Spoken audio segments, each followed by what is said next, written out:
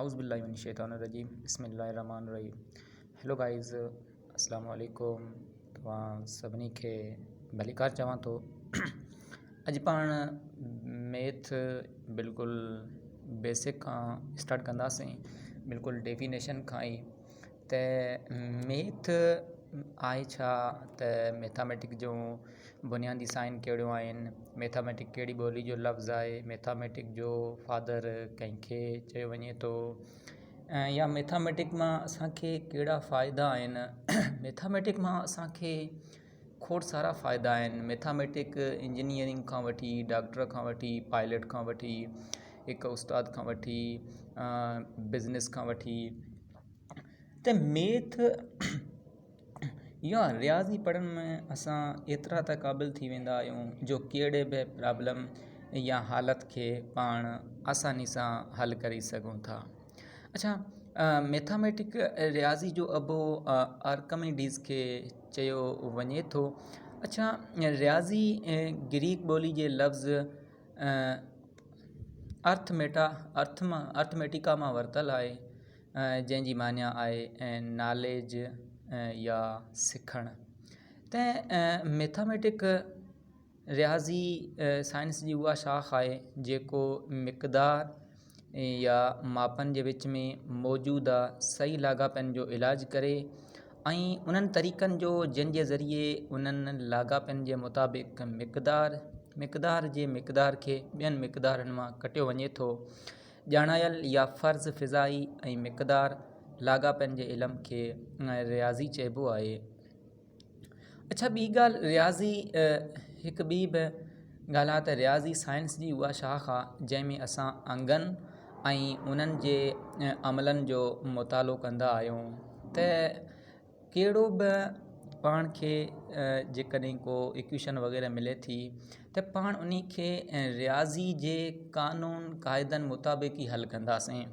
पाण खे square route ॻोल्हणो हुजे, पाण खे डिवाइडेड करणो हुजे, सब्ट्रैक्शन करणो हुजे, माइनस करणो हुजे, एडिशन करणो हुजे, त पाण इहे सभई शयूं रियाज़ी जे उसूलनि तहत ई हल कंदासीं। जेकॾहिं पाण खे कंहिंजो बि स्क्वायर रूट ॻोल्हणो आहे त पाण खे रियाज़ी जे उसूलनि तहत ई हल कंदासीं। ईअं न आहे चाहे पाण जो सिंधी में ॻोल्हियूं त हाणे इहे रियाज़ी जो इहो 5 जो स्क्वायर रूट छा ईंदो या 25 जो स्क्वायर रूट, त इहे शयूं। अच्छा, पोइ वरी अॻिते पाण पढ़ंदासीं रियाज़ी जूं बुनियादी निशानियूं बेसिक्स आहिनि केतिरियूं आहिनि। त तव्हां सभिनी खे इहो त ख़बर हूंदी, बिल्कुलु बेसिक शइ आहे, बेसिक सुवालु आहे। रियाज़ी जूं बुनियादी निशानियूं 4 आहिनि: एडिशन, सब्ट्रैक्शन, मल्टीप्लिकेशन, डिवीजन।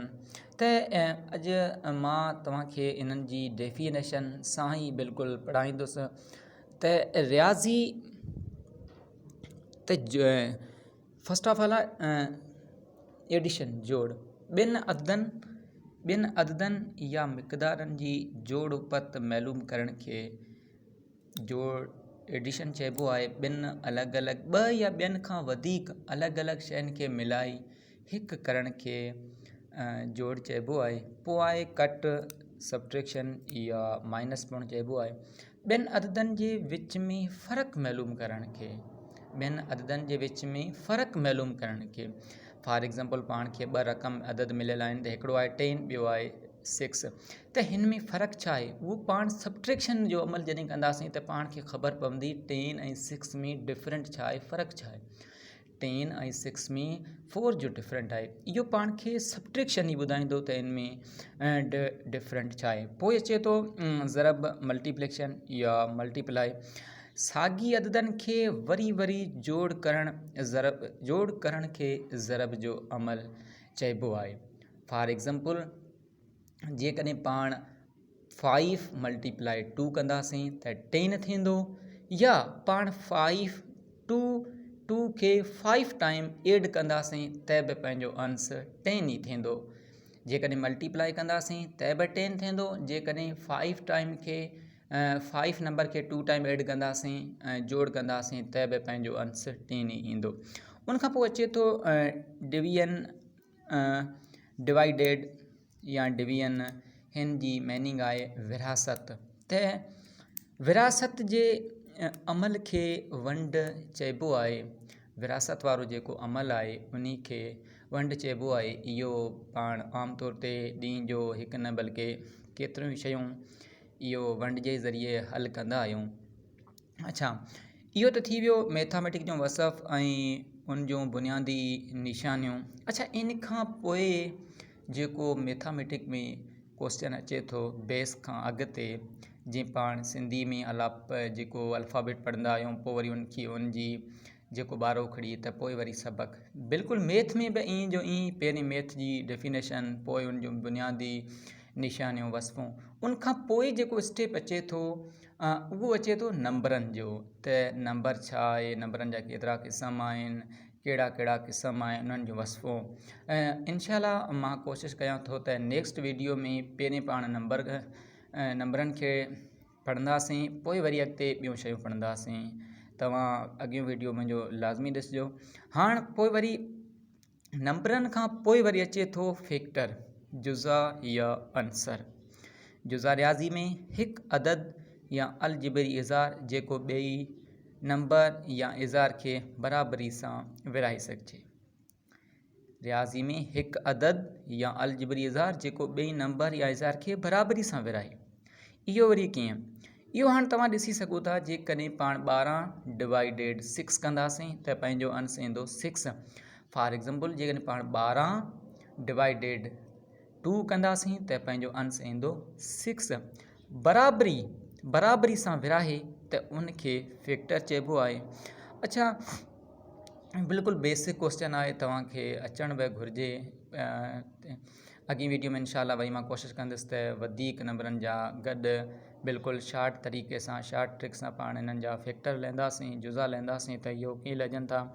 मिसाल तौरु 12/3 = 4 या 12/2 = 6। जेकॾहिं पाण 12/3 कयो त पंहिंजो अंश 4 आयो। फॉर एग्ज़ाम्पल, जेकॾहिं 12/4 कंदासीं त पंहिंजो अंश 3 ईंदो। बिल्कुलु इहो बराबरी सां विरहाए पियो। 12/3 = 4, 12/4 = 3, बिल्कुलु बराबरी सां ई विरहाए पियो। त अहिड़नि शयुनि खे जुज़ो चइबो आहे। हिते मूं LCM HCF इन जे करे लिखियो आहे त नेक्स्ट वीडियो में इनशाअल्लाह पोइ वरी पाण LCM HCF बि पढ़ंदासीं। अच्छा, तव्हां खे इहो ख़बर हुजणु घुरिजे त इहो जेको ज़रबेंदड़ मल्टीपल आहे, इहो छा आहे? इहा हिकु वंडणी आहे जंहिंखे हिकु जुज़ो मुकमल तरह वंडिजे सघे थो। इहा हिकु वंडणी आहे जंहिंखे हिकु जुज़ो मुकमल तरह वंडिजे सघे थो। मिसाल तौरु 2 जा ज़रबेंदड़। ज़रबेंदड़ मल्टीपल्स इहा हिकु वंडणी आहे जंहिंखे हिकु जुज़ो मुकमल तरह सां वंडिजे सघे थो। फॉर एग्ज़ाम्पल, 2 जा मल्टीपल्स या 7 जा मल्टीपल्स। त तव्हांखे यादि रखिणो आहे त हिकु नंबर या हिकु अदद जा लातइदाद मल्टीपल्स हूंदा आहिनि, लेकिन फैक्टर या जुज़ो जॾहिं त महदूद नंबर ई हूंदा आहिनि। फॉर एग्ज़ाम्पल, जेकॾहिं पाण 12 जा फैक्टर लहंदासीं त उहे महदूद ई नंबर हूंदा। जेकॾहिं पाण 12 जा मल्टीपल्स लहंदासीं त उहे लामहदूद इनफिनाइट नंबर हूंदा। इहो तव्हांखे यादि रखणु घुरिजे ऐं इन जो वॾे में वॾो डिफरेंट बि इहो ई आहे। अच्छा, 2 जा ज़रबेंदड़ हमेशह ॿधी अदद ई हूंदा आहिनि। 2 जा ज़रबेंदड़ हमेशह ॿधी अदद ई हूंदा आहिनि। ऐं जेके 2 जा ज़रबेंदड़ न हुजनि तंहिंखे एकी अदद या ओड नंबर पिणु चइबो आहे। इनशाअल्लाह पाण वरी नेक्स्ट वीडियो में मिलंदासीं। तेसिताईं ॾिजो इजाज़त, पंहिंजो ख़्यालु रखिजो। अल्लाह हाफ़िज़।